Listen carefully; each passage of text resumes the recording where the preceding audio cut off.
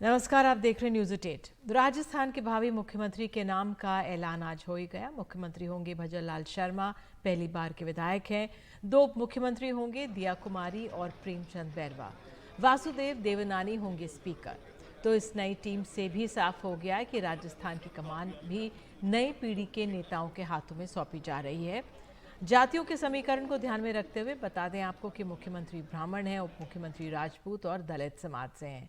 15 दिसंबर को राजस्थान में शपथ ग्रहण समारोह होगा। तो छत्तीसगढ़ और मध्य प्रदेश के बाद राजस्थान में भी बीजेपी ने अपने फैसले से चौंकाया है। जब ये माना जा रहा था कि छत्तीसगढ़ में आदिवासी और मध्य प्रदेश में ओबीसी को कमान देने के बाद राजस्थान में किसी महिला या दलित को ये जिम्मेदारी दी जा सकती है, तभी बीजेपी ने सारे समीकरण उलट पुलट दिए, एक ब्राह्मण चेहरा चुन लिया। एक रिपोर्ट। पूरे सदन ने श्री भजन लाल जी शर्मा के नाम का समर्थन हुआ, इसलिए मैंने घोषणा की कि श्री भजन लाल जी शर्मा राजस्थान भारतीय जनता पार्टी विधायक दल के सर्वसम्मत नेता निर्वाचित हुए।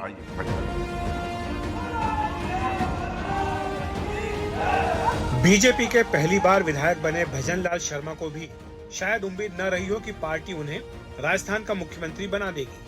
आखिर मुख्यमंत्री चुनाव को लेकर जितने तरह के समीकरण बनाए जा रहे थे वो उनके खिलाफ थे। उन्होंने इसके लिए प्रधानमंत्री मोदी को धन्यवाद दिया।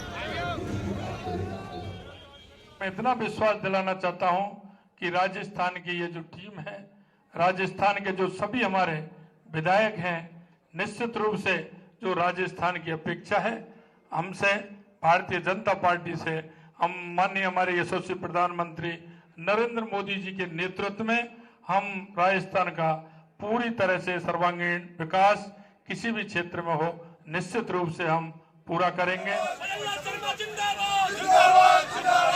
भजन लाल शर्मा का नाम लंबी कवायद के बाद सामने आया। नतीजों के बाद 8 दिनों तक तरह तरह के कयास चले। वसुंधरा राजे समेत कई नामों की सूची बनी, लेकिन किसी भी सूची में भजन लाल शर्मा का नाम नहीं था। उनका नाम आने के बाद लोगों ने गूगल सर्च किया तो उनका फेसबुक पेज सामने आया। इसमें लिखा था वो पहली बार विधायक बने हैं, सांगानेर सीट से चुनाव जीते हैं। बेशक राजस्थान बीजेपी में प्रदेश महासचिव रहे, अखिल भारतीय विद्यार्थी परिषद के साथ रहे, संगठन के आदमी माने जाते रहे। अब बीजेपी के लिए पार्टी का ब्राह्मण चेहरा है। वसुंधरा राजे सिंधिया ने उनके नाम का प्रस्ताव किया और मुख्यमंत्री पद के दूसरे दावेदार बताए जा रहे लोग उन्हें बधाई दे रहे हैं। मैं बहुत खुश हूँ। 3 बार के रहे महामंत्री, पूरा राजस्थान का दौरा किया हुआ अनुभवी व्यक्ति, सांगानेर जैसी सीट से जीत के आए। भरतपुर को लोहागढ़ कहते हैं, लोहागढ़ का व्यक्ति लोह पुरुष बन के राजस्थान को आगे बढ़ाएगा। हम तो बहुत सौभाग्यशाली हैं कि हमें इतना अवसर मिल रहा है इस जीवन में। लाखों करोड़ों लोग रोज पैदा होते हैं और हम उनमें से एक सौभाग्यशाली हैं कि जिनको पार्टी ने अवसर दिया है जीवन में सेवा करने का अवसर मिला। संतुलन बहुत अच्छा है और सभी के सहयोग से, और हमारे जो माननीय मुख्यमंत्री जी श्री भजन लाल जी हैं, उनके साथ डिप्टी सीएम दिया जी हैं, बैरवा जी हैं, और हमारे स्पीकर हैं देवनानी जी हैं, सबके साथ मिलकर उनके मार्गदर्शन पर और माननीय प्रधानमंत्री जी के नेतृत्व पर राजस्थान विकास के पथ पर आगे बढ़ेगा। भजन लाल शर्मा वैसे भरतपुर के रहने वाले हैं। उनके परिवार में खुशी का माहौल है।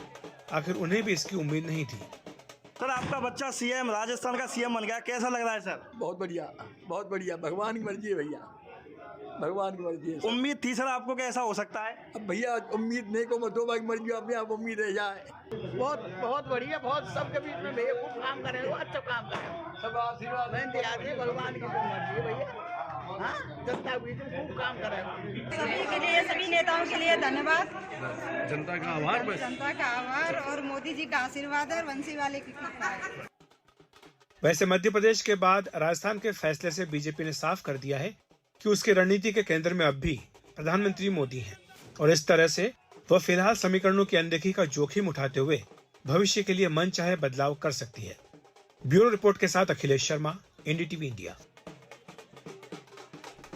और आपको बता दें, कांग्रेस के सांसद धीरज साहू के ठिकानों से करोड़ों की कैश बरामदगी पर प्रधानमंत्री नरेंद्र मोदी ने कांग्रेस पर निशाना साधा है। सोशल मीडिया पर उन्होंने लिखा है, भारत में मनी हाइस्ट कथा की ज़रूरत किसे है जब आपके पास कांग्रेस पार्टी है जिसकी डकैतियां 70 सालों से प्रसिद्ध हैं और अब भी जारी हैं।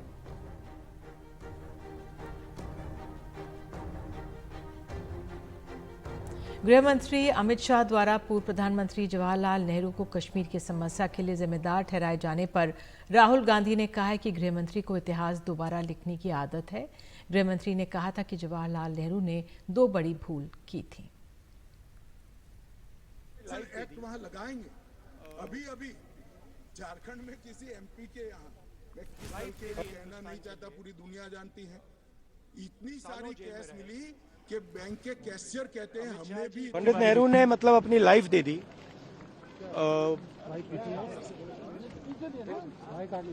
लाइफ दे दी हिंदुस्तान के लिए, सालों जेल में रहे। अमित शाह जी को शायद हिस्ट्री नहीं मालूम, वो तो मैं एक्सपेक्ट ही नहीं कर सकता हूं कि उनको हिस्ट्री मालूम। वो तो हिस्ट्री को रीराइट करते रहते हैं। ये पूरा का पूरा डिस्ट्रैक्ट करने का है। बेसिक इशू जाति जनगणना और जो भागीदारी है इस देश की, जो धन देश का है, वो किसके हाथों में जा रहा है, ये मेन इशू है। और इस इशू को ये लोग डिस्कस नहीं करना चाहते, इससे डरते हैं, इससे भागते हैं। बहुत कुछ कहा है, अभी कहा गया नेहरू के कारण कश्मीर यहाँ है। नेहरू जी के न होते तो शायद ये बिल ही नहीं आता और कश्मीर होता ही नहीं। मैं आज कहना चाहता हूं कि जो आजादी के बाद भारत की रचना को जानते हैं उनको मालूम होगा हैदराबाद में इससे भी बड़ा प्रॉब्लम हुआ था। क्या जवाहरलाल जी गए थे? क्या जूनागढ़ में क्या जवाहरलाल नेहरू गए थे? हैदराबाद में जवाहरलाल नेहरू गए थे? लक्षद्वीप में जवाहरलाल नेहरू गए थे? जोधपुर में जवाहरलाल नेहरू गए थे? जवाहरलाल नेहरू एक ही जगह काम देखते थे, जम्मू कश्मीर में, जिसको आधा छोड़कर आ गए। पश्चिम बंगाल की मुख्यमंत्री ममता बनर्जी 17 दिसंबर को दिल्ली आएंगी। 20 जनवरी को वो ममता बनर्जी की प्रधानमंत्री मोदी से मुलाकात होनी है, 20 दिसंबर को होनी है। बंगाल के बकाया फंड का मुद्दा प्रधानमंत्री के सामने रखेंगी। दरअसल बकाया रकम एक ऐसा मुद्दा है जिसे लेकर बीजेपी और टीएमसी में लगातार ठनी रहती है। बंगाल बीजेपी के नेताओं ने के बीच मसले को लेकर अक्सर वार पलटवार होता रहता है।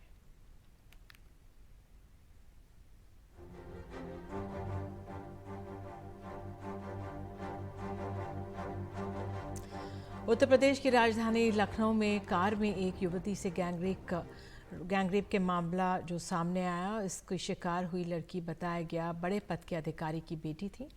मामला 5 दिसंबर का है जब युवती को 3 आरोपियों ने एक अस्पताल के बाहर से अगवा किया, उसे नशीला पदार्थ खिलाकर कार में सामूहिक बलात्कार हुआ। बाद में आरोपियों ने लखनऊ के पॉलिटेक्निक चौराहे पर युवती को छोड़ दिया था। मामला सामने आने के बाद पुलिस ने इस मामले में सत्यम, असलम और सुहेल नाम के आरोपियों को गिरफ्तार कर लिया है।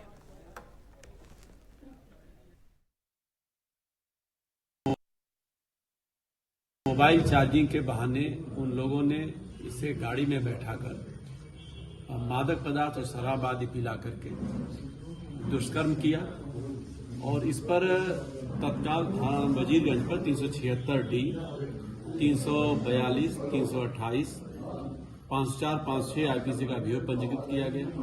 12 घंटे के अंदर ही सारे अभियुक्तों को गिरफ्तार कर लिया गया और जो वैगन आर जो घटना में प्रयुक्त हुई थी उसको भी बरामद कर लिया गया है। ऑस्ट्रेलिया ने अपने वीज़ा नियमों में बदलाव किया है जिसे काफ़ी कड़ा बताया जा रहा है। वहाँ की सरकार का कहना है कि नए नियमों से ऐसे लोग आएंगे जिनकी ऑस्ट्रेलिया को ज़रूरत है और नए नियमों से शोषण का खतरा कम करने में मदद मिलेगी। लेकिन भारतीय छात्रों के लिए मुश्किलें एक तरह से बताया जा रहा है कठिन हो जाएंगी, बढ़ जाएंगी। वहाँ पर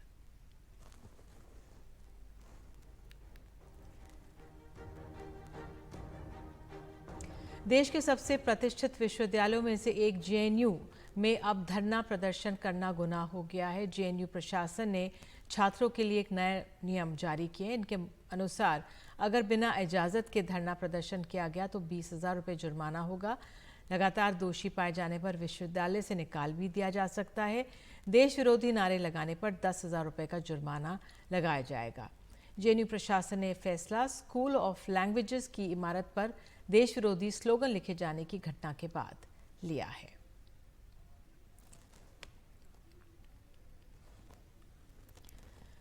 दिल्ली के भारत मंडपम में global partnership on artificial intelligence GPAI शिखर सम्मेलन चल रहा है और आज शुरू हुए इस सम्मेलन का आगाज प्रधानमंत्री ने किया। 3 दिन के इस आर्टिफिशियल इंटेलिजेंस समिट में 28 देशों के प्रतिनिधि शामिल हो रहे हैं। 3 दिन में 30 से ज़्यादा तकनीकी सत्र होंगे। 150 से ज़्यादा स्पीकर AI पर अपनी राय रखेंगे। 150 से ज़्यादा AI स्टार्टअप अपने प्रोडक्ट्स को यहाँ पर पेश भी करेंगे।